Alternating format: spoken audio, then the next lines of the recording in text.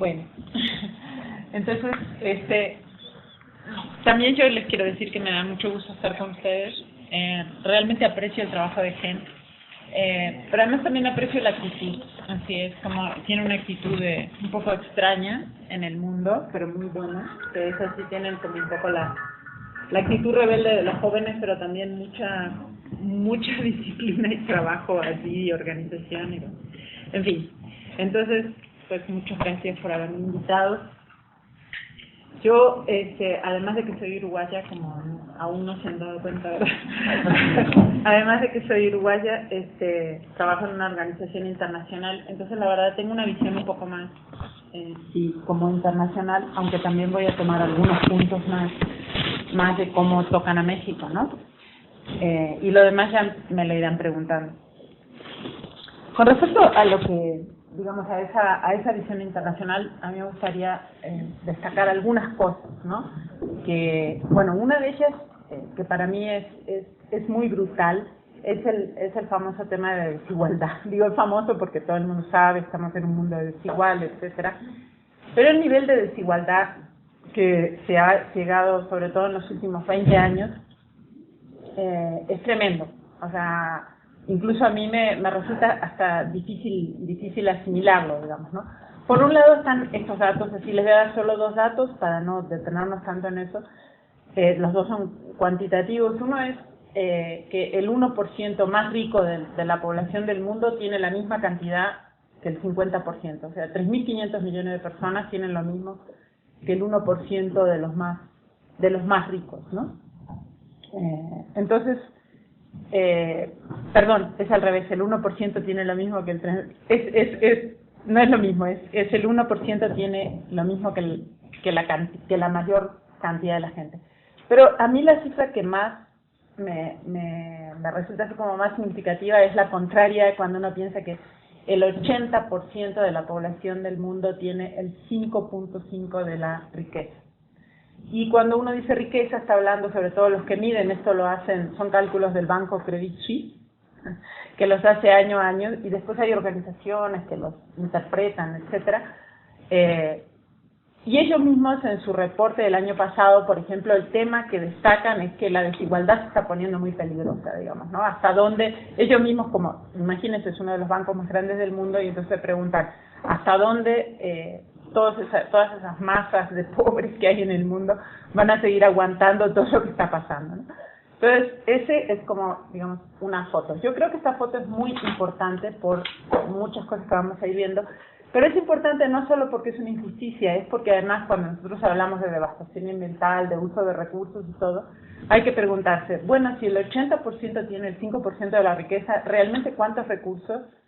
Yo creo que todos los que estamos acá estamos en el 80, entonces, ¿cuántos recursos realmente se están consumiendo esos, no? Entonces, muchas de las crisis globales que están sucediendo, pues la verdad son de una ínfima minoría que tiene una cantidad de mecanismos para hacerle creer a una enorme mayoría que, digamos, se puede seguir, o que hay que seguir manteniendo todo como está. Entonces, esa es como una primera foto. Hay una segunda foto que es el tema, digamos así, del poder corporativo en el mundo, ¿no? En este momento, bueno, hasta el año pasado, de las 100 mayores economías del planeta, 40 eran empresas. Esto disminuyó porque antes eran 50, o sea, la mitad. Pero si se toman las 150 economías más grandes del planeta, 87 son empresas. Entonces, en realidad es mucho más de la mitad.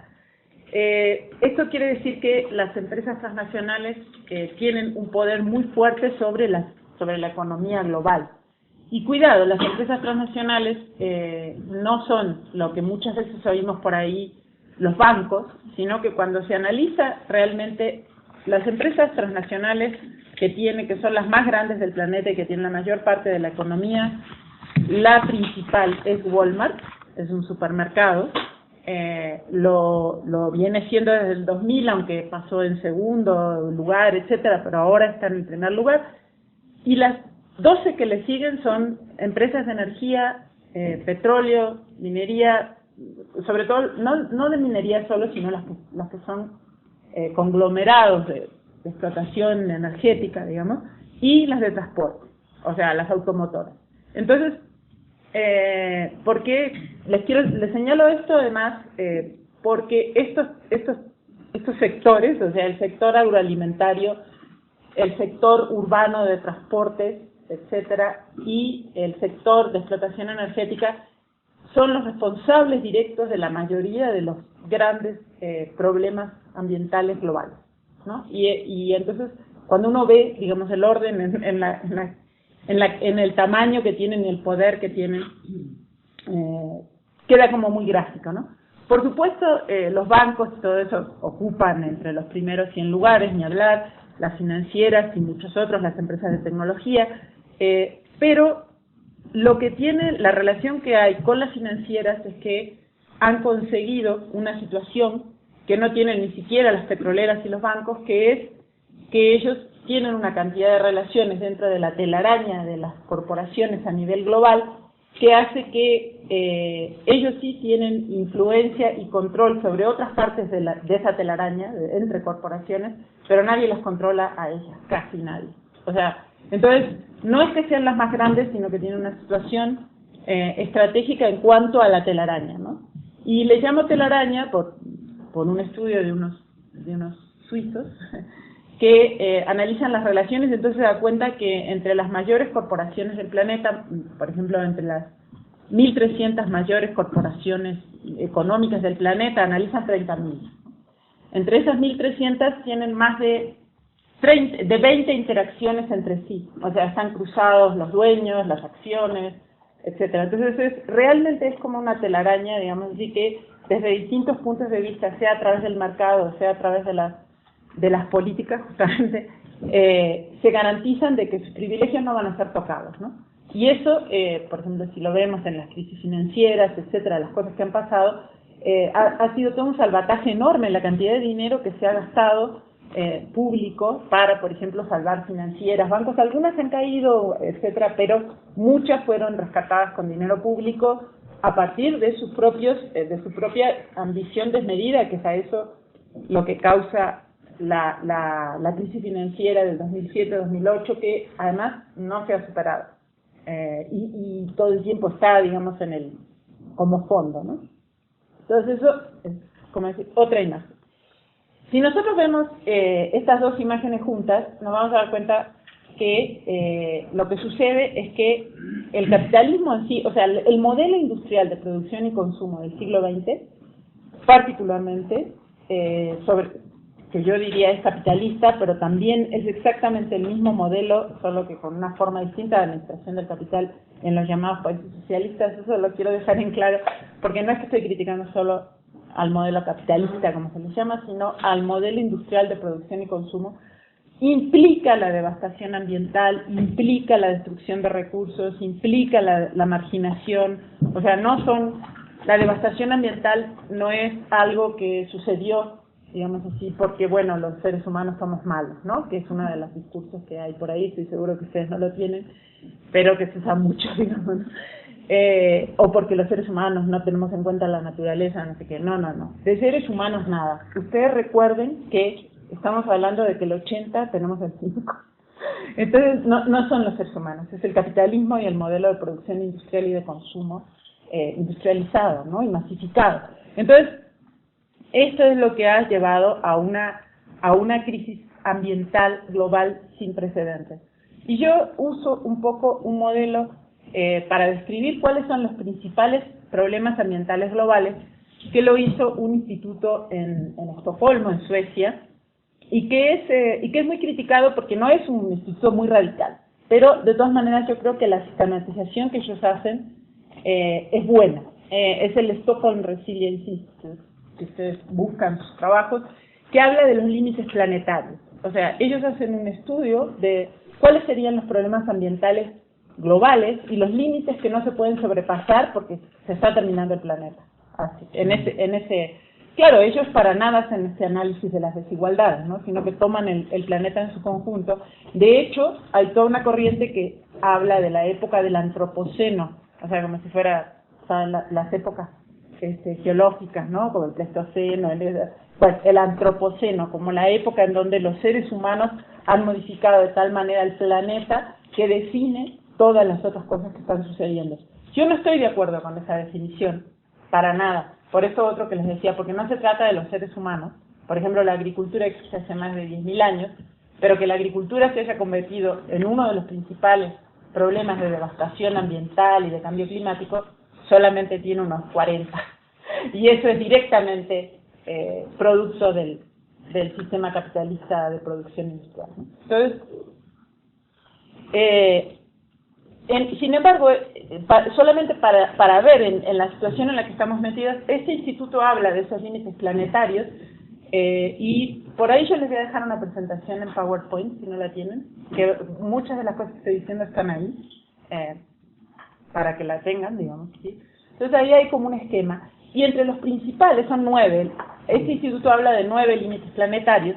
Entonces habla de que los límites que no se pueden pasar, entonces, y de los problemas ambientales, entonces habla del cambio climático, del agujero del ozono, de la acidificación de los mares, de la erosión de la biodiversidad, de todo tipo de biodiversidad, del ciclo del fósforo a nivel de toda la Tierra, del ciclo del nitrógeno, de la carga química contaminante y de la carga aérea de polución, ¿cómo se dice en España? De contaminación.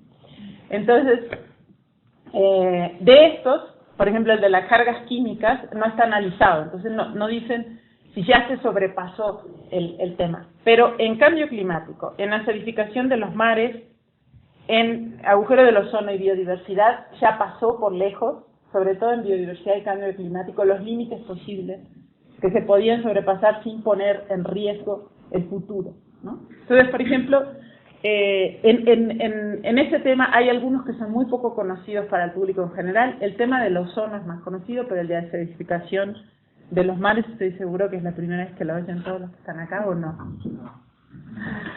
Qué bueno. No, qué bueno que ya lo habían oído. Sin embargo, es un problema gravísimo, ¿ya? Es un problema gravísimo porque está aumentando mucho la acidificación de los mares y eso altera todas las cadenas tróficas marinas. Al alterarse las cadenas tróficas marinas, alteran las terrestres y además incluso puede llegar a cambiar muchas de las dinámicas a nivel de los mares, que es como la mayor superficie que hay en el planeta. Lo mismo pasa con el ciclo del nitrógeno, que todas las plantas que están vivas dependen del nitrógeno, y el ciclo del nitrógeno está en situación de crisis, sobre todo por el uso de fertilizantes sintéticos. O sea, esa es la principal causa, y por la cantidad de contaminación que se ha producido. Entonces, bueno, frente a estos problemas, el único problema que realmente se está atendiendo, y eso fue porque todavía no habían encontrado la manera de burlarse, es el del agujero del ozono. Sencillamente porque hay un protocolo, el protocolo de Montreal, que dice, se acabó, no pueden seguir tirando clorofluorocarbonados, que son todos esos sprays que tenían, y entonces todo eso se salió del mercado, y entonces el agujero del ozono se detuvo, pero no es que se mejoró, pero se detuvo. Todos los otros problemas ambientales están desatados y aumentando, y lo que es peor es que todo lo que se propone, o sea, se conocen cuál es el problema, se conocen cuáles son las causas, y todo lo que se propone son lo que les llamamos falsas soluciones. Entonces, o sea, no son soluciones, sino son formas de cómo aparecer, de que vamos a seguir, o cómo manejar el problema desde el punto de vista tecnológico, o por lo menos que el problema sea una nueva fuente de ganancia, lo cual es algo que caracteriza al capitalismo actual en todas partes del mundo, que es que cualquier problema, cualquier desastre, cualquier catástrofe es una potencial fuente de ganancia. Entonces, lo que está sucediendo, digamos, les quiero entonces, ya voy a bajar a México, de verdad.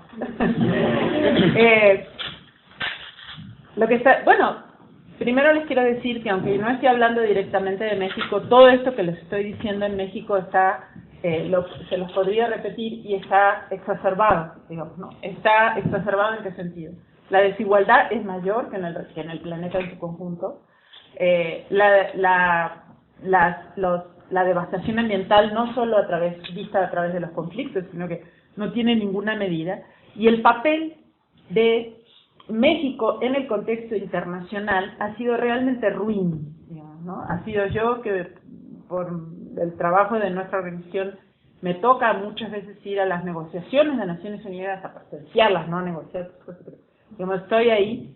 Entonces México es consistentemente, por lo menos en los últimos 20 años, México, el gobierno de México vive de la imagen mundial de que México es un país democrático, justo, en donde se respetan las leyes y la regulación ambiental, y sobre todo vive de la imagen que dio la diplomacia que viene desde la época de Lázaro Cárdenas hasta ahora, y de eso sigue viviendo la diplomacia internacional mexicana, ¿no? Entonces no es solo la diplomacia, porque ¿qué sucede? Que México tiene en esos lugares un papel tremendo, que es sabotear y minar casi cualquier forma de, por ejemplo, control real de alguno de estos problemas, ¿no? Entonces, yo conozco directamente las negociaciones en bioseguridad, con respecto a transgénicos, con respecto a cambio climático, con respecto a biodiversidad, y el papel de México se repite una y otra vez, ¿no? A veces es increíble, porque además como es un país del tercer mundo, entonces digamos es mucho más fácil para México presentar ciertas posiciones que, por ejemplo, para Estados Unidos, que a nivel de Naciones Unidas es un país claramente reconocido como que, no, estos no piensan nada más que en sí mismos. Digamos, en cambio México no, parece que es generoso. Esto no se rompió, realmente la primera vez que se rompe esto es con Ayotzinapa. Ayotzinapa, si nos hace un servicio a todos, este tremendo crimen es que rompe con esa imagen y entonces definitivamente sacude a nivel internacional ese papel, ¿no? Ahora, a nivel interno, digamos, volvemos para adentro. ¿Qué pasa? Todo esto que les estoy diciendo así como temas globales es que ya pensar en el cuestionamiento del modelo de producción y consumo es un tema gravísimo, sobre todo para ustedes que son jóvenes. Ahora va a quedar un poco raro, pero francamente me angustio de todos los datos que tengo con el cambio climático, y lo que más me angustia es que va a estar sobre ustedes, porque yo me voy a morir. Entonces, antes de que sea la hecatombe, va a ser ustedes y sus hijos, ¿no? Entonces ya, como decía una compañera, ya ni siquiera estamos hablando de que no en el futuro, no, es sobre ustedes que están acá, que van a caer alguna de los problemas terribles, ¿no? Por ejemplo, no, para el caso de Uruguay va a desaparecer quizás en 50 años, por lo menos la mitad, ¿no? Bajo el agua. Entonces, es una de las posibilidades que hay. Muchas costas de México también, o sea, no es solo que Uruguay. Pero además, problemas de sequía, problemas de erosión. Los países que dependen del agua de los glaciares, como Bolivia y otros lugares, van en una crisis de agua gravísima, peor que la que ya hay, ¿no? Entonces, nada más esto para decirle que cuando hablamos de los problemas ambientales globales, finalmente no es una cosa así como abstracta para ambientalistas o conservacionistas, sino que está directamente ligado a muchas cosas que pasan en la realidad nuestra y en el futuro que nosotros que van a tener que manejar ustedes y sus hijos, ¿no? O sea, así, corto, no ni siquiera la generación siguiente. Entonces, en ese tema, digamos así, volviendo, digamos así, o para ponerles como ejemplo el tema del cambio climático, yo creo que, aparte de que las consecuencias del cambio climático en México van a ser duras, sobre todo en las zonas de mayor aridez, México ha tenido un papel fatal en las negociaciones, como les decía, parecido a que les nombraba antes, porque aunque se conoce perfectamente las causas del cambio climático, o sea, es uno de los temas en donde es casi que uno puede decir causa-efecto, así, ¿no? Hay muchos otros en que no se puede hacer eso, ¿no? Pero en el cambio climático sí, en cambio climático es combustibles fósiles, petróleo, gas y carbón, cambio climático. Es decir, como... Ahora, hay un problemita directo de eso que es, ¿qué es lo que consume eso? Entonces, el primer consumidor de emisor de gases de efecto invernadero son estas transnacionales de la energía, las más grandes del planeta, los que le decían. el segundo, no es que sea el primero, pero el segundo, según el IPCC, que es el Panel Intergubernamental de Cambio Climático, sería la agricultura y el sistema alimentario. Pero si se ve también para qué se usa mucha de la energía, por ejemplo, Grain sostiene que el sistema alimentario agroindustrial, o sea, de las semillas a los supermercados, los empaques, la deforestación, los transportes, etcétera, es el primer factor de cambio climático, el sistema alimentario agroindustrial. Y el tercero es los transportes, la construcción, etcétera. Estoy seguro que si Andrés hace la lectura va a decir que el primero es la urbanización. Digamos, no importa cuál es el primero, seguramente se pueden hacer muchos cortes, pero vamos a decir, está muy claro que los factores son esos son los principales. O sea, la construcción, la urbanización desmedida y transportes, el sistema alimentario agroindustrial y la producción de energía a partir de combustibles fósiles. Entonces, nada, pero nada de lo que se está haciendo a nivel de las negociaciones internacionales tiene que ver con cortar nada de eso. Nada. O sea, todo tiene que ver con dos bloques de soluciones, que es el que le decimos las falsas soluciones. Unas tienen que ver con aumentar los mercados de carbono en este caso, y otro con soluciones de tipo tecnológico. Porque además los quiero un poco como desafiar con algunas cosas. O sea, el problema de no cuestionar la producción y el consumo y la matriz energética y capitalista es que, por ejemplo, hay toda una ilusión global, así, que dice, no, pero si sustituimos con energías renovables, y además entonces usamos paneles solares y energía eólica, entonces eso viene con un montón de otros problemas. Al nivel de consumo que hay en el mundo no alcanza con ninguna de esas cosas, ni renovables ni nada, y las renovables rápidamente dejan de ser renovables porque no hay ningún árbol, ningún cultivo, ninguna bioenergía que crezca al nivel de consumo que se requiere para mantener esos privilegios, ¿no? Entonces, esto que estaría, digamos, y que existe sobre datos y todo eso, es lo que para nada se cuestiona. Y entonces, oímos todo el tiempo, les hablo de las buenas son los renovables, porque luego hay muchos peores de tecnología, ¿no? En realidad, la receta que nos viene del panel intergubernamental de cambio climático y la que condonó la COP que se hizo ahora en París son otras, son tres tecnologías principalmente. La primera es la energía nuclear, de lo que poco se está hablando, pero hay todo un empuje, un resurgimiento de la instalación de energía nuclear, porque teóricamente no tendría emisiones, solo vamos a morir de radiación, pero no de cambio climático, digamos, ¿no? Entonces, esa es la primera. La segunda es eso que le llaman captura y almacenamiento de carbono. Y entonces, en eso México tiene un papel fundamental, y ahora se les voy a explicar. Voy a ver cuánto montón de tiempo les hablé. Me quedo. Entonces, se llama captura y almacenamiento de carbono, y califica como una de las trampas así más feas de la industria petrolera que vamos a haber visto en mucho tiempo, ¿no? O sea, no de las cosas más sucias de la industria petrolera, que tiene cosas más sucias, pero como trampa mediática, trampa de engaño al público, yo creo que es una de las más afinadas. Ahora se las explico. Ahora en un momento. Y la otra se llama bioenergía con captura y almacenamiento de carbono. Entonces, eso es lo que sale de la COP del clima, ¿no? Entonces, bajando. ¿Cómo juega México en eso? Bueno, como anécdota les digo que yo realmente pasé un momento horrible cuando estaba en la COP del clima en París, y entonces México con Guatemala se presentaron como los que defendían los derechos humanos y que había que entregar el tema de derechos humanos en el clima. Es una anécdota, así quedó. Hicieron un grupo que se llamaba el Grupo de los Amigos de los Principios en Defensa de los Derechos Humanos. O sea, México. Así, en estado de shock. Pero bueno, eso es parte así como de la fase. Lo que realmente tuvo efecto es que todos los países en esa COP, digamos,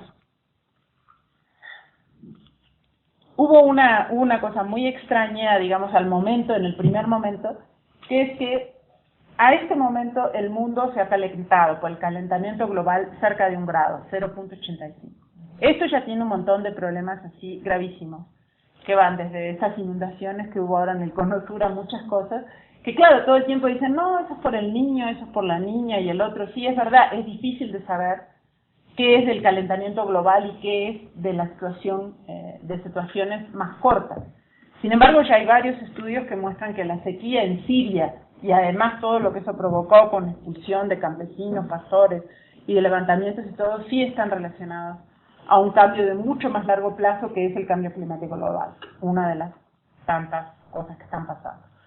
Sin embargo, lo que se hablaba era de que el cambio global no podía superar 2 grados, lo cual algunos países como Tuvalu y otros países islas lideraban de que no se podía aceptar eso, porque a 2 grados desaparecen la mayoría de los países islas que hay en el mundo.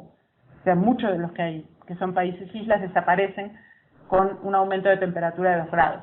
Siempre estamos hablando de modelos matemáticos. Entonces ellos pedían que se tenía que limitar la meta a 1.5. Sin embargo, que se ponga una meta de 1.5 no quiere decir que la vayan a cumplir.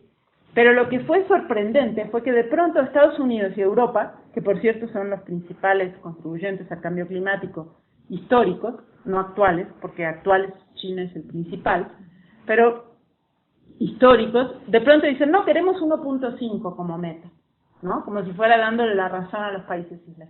En realidad eso ocultaba otra cosa, que nada en la COP21, no importa lo que lean, y nada es realmente legalmente vinculante, aunque lo van a poner de que hay que firmarlo, las medidas reales son definidas por cada país y van a hacer lo que cada país quiere. Y cada país ya dijo lo que iba a hacer y en este momento lo que cada país va a hacer lleva a un aumento de temperatura de 3 a 4 grados hasta el 2100.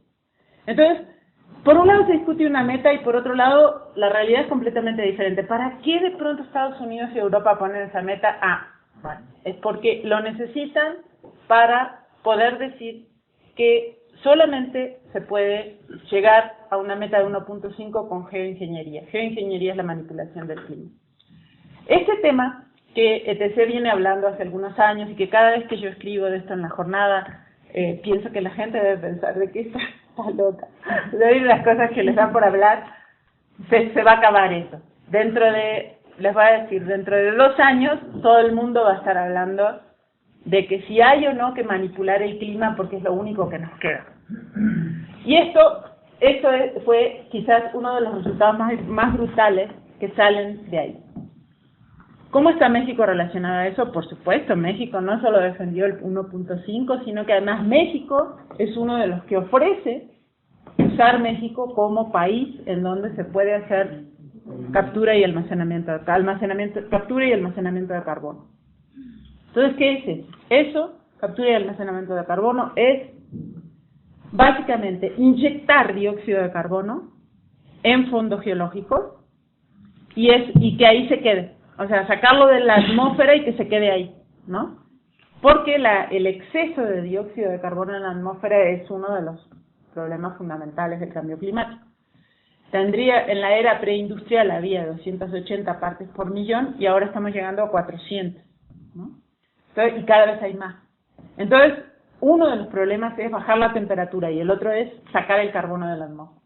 Sacar el carbono y los otros gases, no es el único. Pero, entonces, esta tecnología de sacar, que se llama captura y almacenamiento de carbono, no se llamaba así antes, se llamaba recuperación mejorada de petróleo. Es una técnica de las petroleras. ¿Para qué? Porque el 25% de las reservas petroleras en el planeta están tan profundas que sacarlas, o sea, de las que ya explotaron y lo que le queda en el fondito, ya están tan profundas que sacarlas no les resulta económicamente viable, digamos, ¿no? Se gasta más en sacarlas que en dejarlas en el suelo, digamos.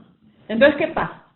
Si esta tecnología era inyectar, es un poco parecida al fracking, pero no es la misma, no la confundan, es inyectar, chupar del aire, digamos, y chupar por métodos químicos el dióxido de carbono, inyectarlo, como ya lo hacían antes. Lo único que hicieron las petroleras fue decir, No, pero caramba, si estamos usando dióxido de carbono para esto, entonces lo podemos vender como que lo estamos secuestrando y cobrar, ¿no? Con el cambio climático que provocaron las petroleras. O sea, las petroleras son las empresas que provocaron las 2/3 partes del calentamiento global. Directamente relacionado a 90 empresas petroleras, no solo privadas, ahí también cuenta PDVSA y Pemex, pero la mayoría son privados. Entonces, de esas mismas dicen, no, pero tenemos esta tecnología, entonces si secuestramos carbono, lo podemos vender. Pero claro, para hacer la instalación que signifique hacer que se pueda hacer todo eso, y además recuperar el petróleo que está profundo, que es una gran cantidad, y dejar abajo el carbono, lo que sucede es que al hacerlo a través de una negociación de cambio climático y decir que es una medida de cambio climático, básicamente lo que están diciendo es que los estados deberían correr con los gastos de las instalaciones, porque es para hacer medidas que realmente mantengan el clima en 1.5, o sea, mantengan el clima en lo que se necesita. Y además, si ustedes siguieron eso, las petroleras están pidiendo que se aumente el precio del carbono, no del carbón, sino del carbono. O sea, el precio de secuestrar carbono que se aumente, porque ellos ahora tienen cómo secuestrarlo. Entonces, fíjense, están pidiendo, y de hecho es lo que decide la COP21, están pidiendo que se financien las instalaciones, que les paguen por secuestrarlo, y además van a sacar de ahí más petróleo. Entonces, por eso yo le llamo, digamos así, como es una trampa genial, ¿no? Digamos así, de las petroleras, porque además son las que han causado el cambio climático, ¿no? Entonces están usando eso mismo para aumentar el consumo de petróleo y sus ganancias. México ya tiene un mapa de fondos geológicos donde se puede enterrar carbono. Las negociaciones para ver cómo hay que cambiar las legislaciones nacionales en Estados Unidos, Canadá y México, pero sobre todo en México, ya se han hecho aquí en México, pagadas por el Banco Mundial y por la Secretaría de Energía. Entonces esto, digamos, no es algo que está muy lejano, ¿no? Está muy cerca, porque no es un negocio redondo. Tienen un gran problema, no saben si el carbono se va a quedar en la tierra. No saben si el carbono no va a volver a salir. No saben, no va a salir gasificado porque, digamos, para que no digan algo que no es verdad, cuando entra a más de 1500 metros se liquidifica. Entonces, basado en eso, ellos dicen, se va a quedar ahí. Pero cualquier movimiento que haya, de cualquier tipo, sea sísmico o por el cambio por las perforaciones o por lo que sea, eso puede alterar eso y ese dióxido de carbono puede volver a salir. O sea, ni siquiera está garantizado que se va a quedar ahí. Pero además, si lo aplicaran a todas las posibilidades que hay de enterrarlos en minas, en carbono, etcétera, no alcanzan ni a una mínima parte de la cantidad de gas que hay que secuestrar de la atmósfera para atender al cambio climático. Entonces, ni siquiera, vamos a decir, porque hay mucha gente que se va con la cinta de decir, bueno, es malo y las petroleras ganan, pero bueno, por lo menos es algo para sacar el carbono. No, es que ni siquiera va a funcionar como real mecanismo para sacar el carbono de la atmósfera, sino que es un plano y directo negocio de las petroleras para sacar más dinero.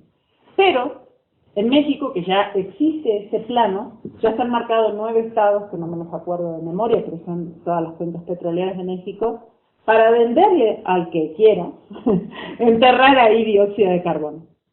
¿Sabes? Entonces, es como una más amenaza, digamos, al territorio. Esto es uno de los temas que yo pienso que hay que tener en cuenta. Hay otro que está, yo como ya hablé suficiente y bastante, entonces voy a volver rápido, digamos, haciendo un puente. No es que sean los temas principales que hay en juego en México. Si a mí me preguntan los principales, yo pienso que en parte tiene que ver con lo que dijo Luis y lo que supongo que va a decir Andrés, de la amenaza que hay en este momento a los territorios y a la explotación de agua y etcétera. No sé si estos son los principales. Pero hay un tema que está directamente relacionado y que además quema, así que es el tema de la expansión de los transgénicos y lo que viene detrás, ¿ya? Entonces, que yo creo que además es uno de los temas que tendríamos que retomar todos nosotros. No porque yo lo haya dejado, pero como ustedes saben, digamos así, por un lado ha habido no les voy a hablar ahora de eso, después si quieren en las preguntas. Sí ha habido una concentración corporativa. Las cosas que están pasando a nivel global a mí no me alcanza, digamos, así como que me falta el aliento para, cuando las veo, entonces así como que no puedo creer, ¿no? Por ejemplo, esto que a lo mejor lo han visto, de las fusiones entre las corporaciones, ¿no? De las corporaciones de los agronegocios, ¿no? Esto que Monsanto y Syngenta se podrían fusionar, que ya se fusionaron DuPont y Dow, que son DuPont y Dow son también de las 6 que tienen, las 6 más grandes de agrotóxicos, entre esas 6 tienen el 75% de agrotóxicos, son todos los agroquímicos, de agrotóxicos en el planeta, y las semilleras, que tienen, entre esas 6 tienen el 63% de todas las semillas del planeta comerciales, no las que están en manos de la gente, y de los agrotóxicos. O sea, cualquier tema en agricultura industrial básicamente empieza con negociar con una de esas 6. Y de esas 6 parece que van a ser en breve 3 o 4, ¿no? Entonces, es como decir, un aumento todo el tiempo de los monopolios que está ligado a la agricultura industrial. En el caso de México, además de lo que explicaba Luis antes, de la dependencia alimentaria que ha sido creada por las políticas agrarias y de alimentación, digamos así, de políticas sobre todo de producción en el campo, en donde básicamente se ha desarmado todos los apoyos reales a la producción en el campo. Históricamente, y aquí que me corrija Luis, ¿no? Históricamente los apoyos a la producción en el campo se han dedicado fuertemente a la producción industrial, ¿verdad? Además, los que se le han dado a la producción, digamos, más chicas, han tenido como un contenido más social que productivo, de hecho. Pero eso además se ha aumentado todo el tiempo y se ha desmantelado completamente los apoyos reales, y entonces hay una enorme dependencia. El hecho de que ahora las transnacionales de los transgénicos hayan formado una alianza pro transgénicos, de las cuales hemos escrito algunos, pero yo no quiero escribir mucho de eso porque no les quiero hacer propaganda. Pero si ustedes entran a ver la alianza pro transgénicos, se llaman así, claro, en el corazón están Monsanto, Syngenta, DuPont, Dow, Bayer, BASF, ¿no? Que es Agrobio, que son las principales de transgénicos y todo eso. Pero eso es solo una parte. Están todos los grandes ganaderos industriales, los grandes forrajeros industriales, etcétera. Y además hay un segundo, como una especie de una segunda capa, en donde van desde el Palacio de Hierro hasta Soriana. O sea, es enorme la cantidad de empresas que han decidido entrar en esa alianza pro-transgénico en apoyo, digamos, de hecho, a estas transnacionales, ¿no? Entonces, ahí hay algo que nosotros estamos viendo con otros, con la UPS, con otros, de analizar ya no solamente el tema de los transgénicos, sino los transgénicos como una pieza dentro de la destrucción de la producción independiente de alimentos y la producción alimentaria controlada por la gente y por las comunidades, y por supuesto de la destrucción de la alimentación sana, etcétera, porque todas estas empresas a lo que se dedican es a producir, bueno, es un poco exagerado decir a producir basura, pero yo lo podría sostener sin ningún problema. O sea, tiene una cantidad de tóxicos, de conservadores, de procesamiento, de industrialización, etcétera, incluso a nivel de la producción animal, y todo eso, digamos, además está relacionado. Un punto clave en todo eso es la legitimación de la plantación de maíz transgénico. Entonces yo creo que uno de los puntos que deberían analizar realmente es el tema de que va a haber liberación de maíz transgénico. Primero porque ya hay plantaciones ilegales, etcétera, no son tantas, porque la ilegalidad lo que hace es que enlentece la expansión. La legalidad lo ayuda, digamos. Entonces, como ustedes saben, está esta demanda que hace más de 2 años que logró paralizar la siembra de maíz transgénico, pero eso se puede revertir en cualquier momento. De hecho, ahora en febrero hay un juez que nuevamente va a considerar si se mantiene o no la suspensión, porque podría suceder que la demanda siguiera, pero que se permitiera que mientras tanto siembren transgénicos, ¿no? Entonces, por un lado está esa demanda. Esa demanda, en la que ninguno de los que creo, bueno, no sé, nosotros no hemos participado,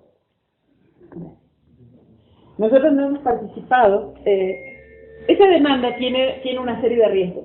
Yo creo que es muy importante que se haya detenido por estos 2 años, y a lo mejor se detiene más, y las causas de por qué se detuvo eso son una pregunta en realidad, ¿no? ¿Por qué en un México en donde el sistema judicial está tan corrupto y todo, y donde pasa la reforma, la privatización petrolera, y todas las cosas que han pasado, digamos así, de pronto se detiene en tribunales, digamos, ¿no? Entonces, digo, yo no tengo una explicación directa a por qué ha sido así, por qué no le han llegado al precio a muchos más jueces de los que han intervenido ahí, todo eso. No tengo una contestación directa, pero bueno, hasta ahora se mantiene. Esa